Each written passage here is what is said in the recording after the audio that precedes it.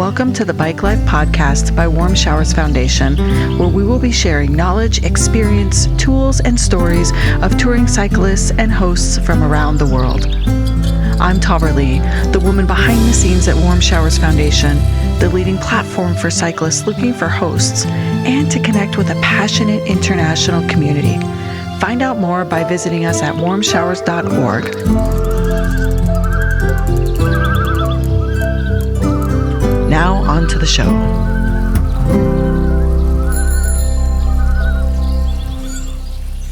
Today's guest is from Maine. He is a math teacher, a math content writer and editor, a writer, an actor, and has written 2 books, one on hiking the Appalachian Trail and the other on cycling the Greenway. We're going to be discussing all of this and more today. Help me welcome Tucker to the show. Thank you, Taverly. I'm excited that you're here. I was mentioning before we were recording that I really like your name, and you have a fascinating story about where your name comes from. Can you share it? Oh, yeah. It comes from the story Tuck Everlasting, which is a book and a movie that my mom, I think in particular, enjoyed. Liked the name. I love it. And you said the story is about the last name of the family is Tuck, and they discover a well of water that gives them life everlasting. Exactly. Yeah. It kind of leads to some complications when I think they meet someone outside of the family that obviously isn't going to live forever. So they have to decide whether they want this person to share in their wealth of life or not. Well, fascinating. Thank you for sharing that little tidbit about you. Of course.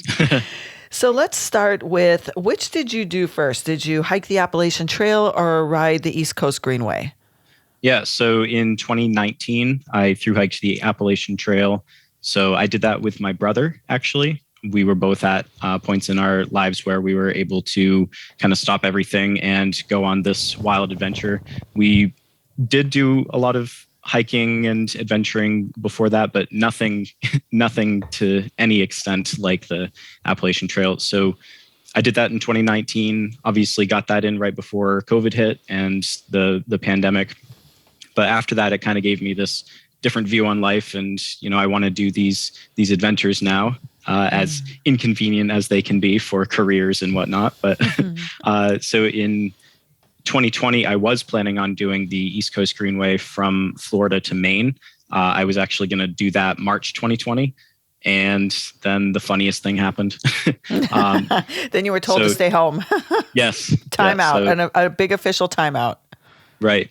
So I took the year and a half after that. I didn't do the Greenway or anything, but I was able to finally do it in the fall of 2021. I went the opposite way than I was originally planning on. I went from Maine to Florida instead, which worked out all right because since I'm from Maine, I was able to, it was pretty easy to get to the starting point. All I had to do was fly back afterwards. So how long were you on the Appalachian Trail?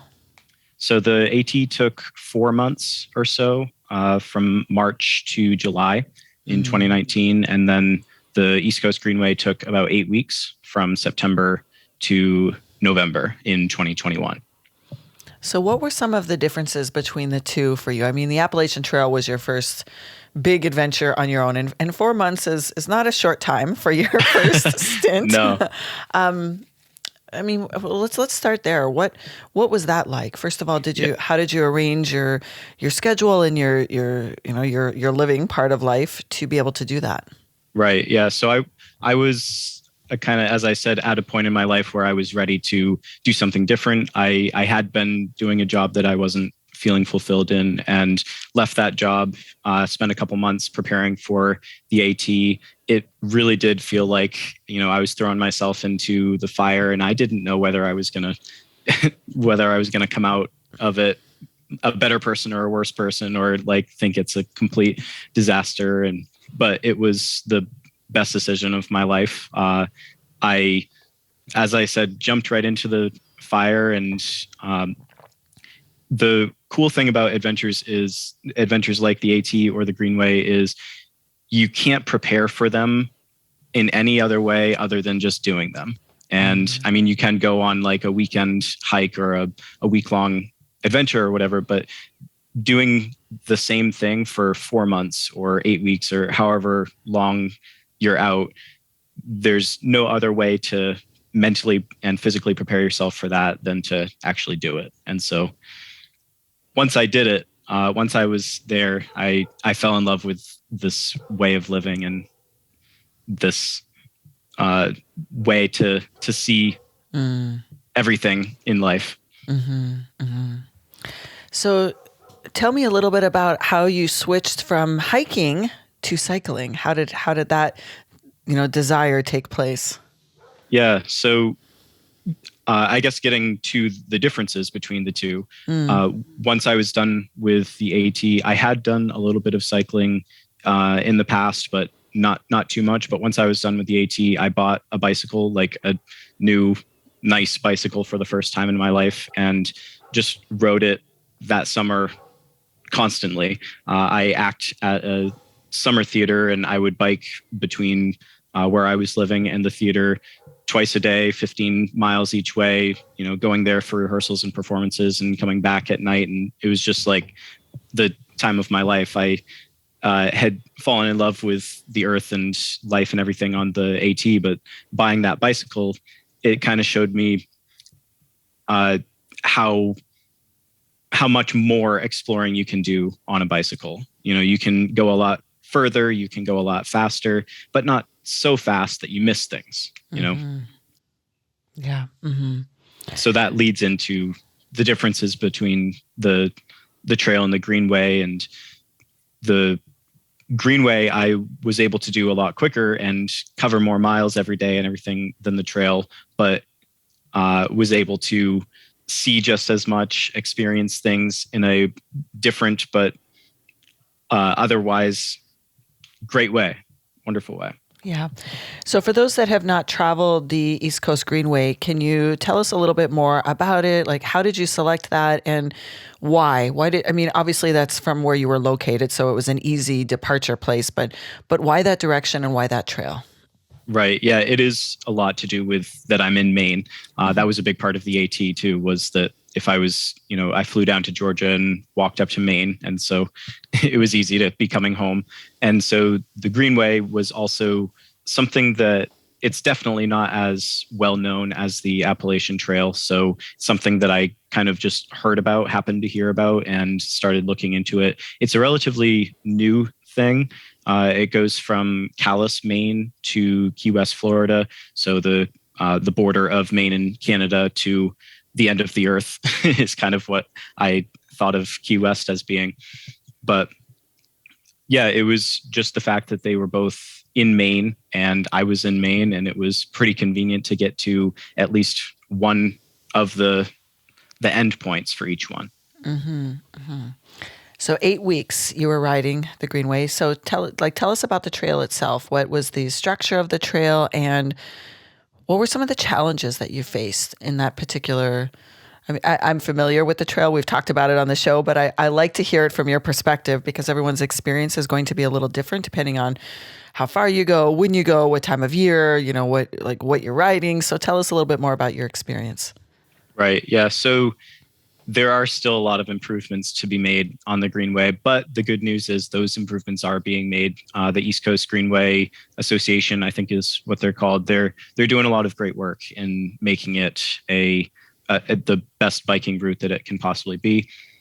That said, it's not the best biking route that it can possibly be yet. I think it's around 30 to 35% bike-only paths. So paths through woods that aren't paved, or paved bike paths and stuff like that. But there is that other, 65 to 70% that is right on the roads, and there's long stretches that are on the roads.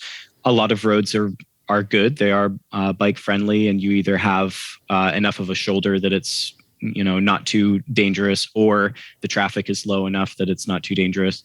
But there are some stretches where you have the bad combination of low shoulders and heavy traffic and curves. There's a long stretch in South Carolina that I hope is their main priority. Greenway Association's main priority in rerouting the Greenway because it was pretty dangerous. I think it went from around the Myrtle Beach area, maybe a little bit after that, to Savannah, Georgia. It was on Highway 17, which is, I say the words now and it just makes me shiver. I can tell physically. For those that are watching us on YouTube, they're going to be like, oh, yes, that was a rough stretch for him. Yes, it was.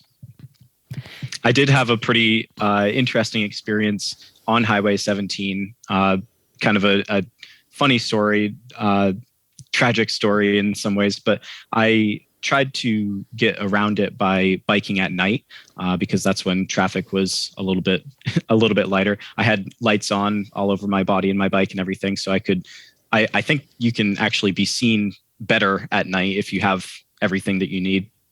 And of course, with less traffic, it's really, I enjoy biking at night sometimes. But so between Charleston and Beaufort, South Carolina, I might be pronouncing that second city wrong, but between that is like 60 or 70 miles of the worst conditions on Highway 17. And so I had this plan to get up at 1 a.m. and bike from then to dawn, basically. And I did. I got up, I made myself 5 or 6 peanut butter and jelly sandwiches and got ready for the road ahead, and kind of I really enjoyed myself for those early morning hours. And then, so this is like 2,300 miles or so into the Greenway out of 3,000. So I got pretty far without a flat tire. I got a flat tire like right at dawn after doing like 60 miles, a little bit less than 60 miles to Beaufort. I was right on the outskirts of Beaufort. I was planning on stopping there and having at least a little bit of a break and then keeping on, but got a flat. And I had this issue with my tires where I was fine with fixing the flat. I, could patch it up and everything, but I just had such a hard time getting the tire back over the rim. And I tried and tried. I was right there on the side of a road next to an old abandoned garage for an hour and a half or 2 hours trying to get the tire back over the rim, and couldn't do it. So I had to hitch into town, get my tire put back on and everything. And then when I left that bike shop, I didn't even get another mile and I got another flat. 2 flats within like a mile of riding after 2,300 miles of no flats. And they weren't related to each other or anything. It was 2 completely different things that wow, that's like a sign, like a signal. Take a break. You're not riding anymore right now. It definitely was. And yeah, I went back to the bike shop. I was close enough that I could just go back to the bike shop and said, hey, dude, you can't imagine what just happened. The guy told me, hey, don't buy any lottery tickets today. You'll lose all your money. Yeah, today wasn't the day to buy a lottery ticket. Yeah, interesting. No. Interesting. Tell us about the pizza shop experience. Yeah, so this one was in a better stretch of roads in Virginia. I loved Virginia. A lot of really nice, quaint little towns and old country roads and stuff. I really enjoyed it. So I came into one of these towns. I think it's pronounced Occoquan. And a lot of times I would go into a town, if I was hungry, I wouldn't necessarily, sometimes I'd look up, I'd Google places to eat around the town, but in some places I didn't like doing that. I would let my stomach choose the way, I guess. And happened upon this pizza place called I can't remember the name of it right now. It was some baseball pun, and I like baseball, so I was like, this is, I choose the signs. And so I went in, and there's film crews, and there's like a couple cameras there, a guy in a business suit who looks like he has no business being in a pizza place. And I'm starting to order food and everything. And the guy tells me, hey, you want to be in our recording? And I said, what do you mean? I'm just here to get a pizza. And he's like, yeah, that's okay. Like, get your pizza. We have custard too. You can get some of that too. We're just recording for a commercial right now. And if you want to be in it, go ahead. And I was like, yeah, I guess. I mean, I'm all dirty and everything. I probably haven't showered in a couple of days. I've got my my dirty biking gear and my backpack and everything. They didn't mind at all. They said, "Hey, we'll give you free pizza if you're in the commercial for us." And we're like, "Oh, yeah, I'm not going to say no to a free pizza." I don't eat meat. They offered me one with oysters on it, so I had to say no to that. But I said yes to the custard. And so in the commercial, I can't remember what it's called on YouTube. Something about Occoquan third base pizza or something pizza. And you can look in the commercial. There's this, beat, dirty biker eating custard in there who just happened to pass by. That's amazing. Did they send you the link after? Like, did you stay in touch to know that the commercial had been produced, or how did you find that after? Oh, well, I just searched for it myself months later. I think it took a while for it to be posted, all of the editing or whatever they had to do. And so I kept going back and searching for it. And at a certain point, I remember thinking, yeah, maybe I won't be able to find it. But I did find it one day. I found it published and was, looking very diligently at the video to see, oh, there I am. You should send us the link and let us put that link in the show notes, because that's just too amazing. Sure. Yeah, I can do that. So I'll send the link. I'm the one I've got a blue t-shirt on. I've got a blue hat with a sloth on it, and I've got neon yellow socks. So perfect. I stand out. Yeah, send it to us. We will definitely put the link in the show notes. I'd be very curious to see that. That's an amazing story. I will. Yeah. So tell us, at what point along the journey did you find out about Warm Showers? Like, how did you become involved in the community? Right. Yeah. I wish that I had done Warm Showers much earlier than I did. So in the Northeast, and especially in Maine, I had a lot of friends and family that I could stay with. And so, I didn't want to stay with someone every night. I tented probably 3 out of 4 of all of the nights on the Greenway. But of course, every once in a while, you want to stay in a place where you can have a shower and a nice meal and everything. And a lot of times I would find friends and family in the area to get that done. But once I got closer to the south, I was running out of friends and family. I didn't have those options left, and still wanted to, not spend a whole bunch of money on motels or Airbnbs or anything. So it was around, I think it was Richmond, Virginia, that I got my first Warm Showers. And I might have tried before that, but it didn't work out. And that was fine. I know that it doesn't always work out, but this one in Richmond did work out, and they were a sweet young couple with a dog and a cat. And I immediately was like, oh, there's nothing to worry about here. This is all, it's built around people that are good people, good natured people. I don't think anybody would do this if they're a bad person. And so that first experience, I was like, oh, good people. I want to be around good people. And I actually didn't do Warm Showers for a bit after that. But then near the end of my journey, I remember it was in the Miami area. I was looking ahead at the weather, and it looked like I was going to be going right through Miami and the Keys and all of southern Florida during a storm. And I was always getting a little worried about storms. I've heard about bad thunderstorms and stuff down there, and of course hurricanes and stuff. And so I wanted to play it safe. I reached out to a few people on Warm Showers in the Miami area, and they were spaced out enough that I was kind of like, maybe I could go to one, then the other, and the other. And that's exactly how it worked out. The weather actually didn't end up being as much of an issue as I thought it would be. It was more of sporadic showers for 3 or 4 days rather than like downpouring. But it was still really helpful especially to avoid getting my tent wet at night, because I hate, you hate packing up a wet tent and biking with all of that extra weight and everything. So I was able to work out that I stayed for 3 consecutive nights at 3 different Warm Showers in the southern Florida area. And it was just it was so crazy because they were all such different experiences.